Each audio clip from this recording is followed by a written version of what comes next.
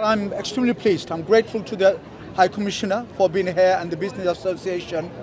We want to support the businesses. We want to support the curry industry.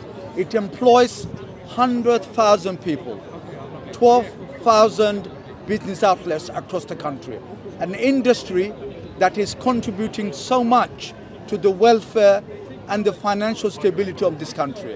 And our full support to the curry industry and Brick Lane, Bangla Town, এটা আমাদের a spiritual heart of the Bangladeshi community. And we're grateful to this entire hamlets.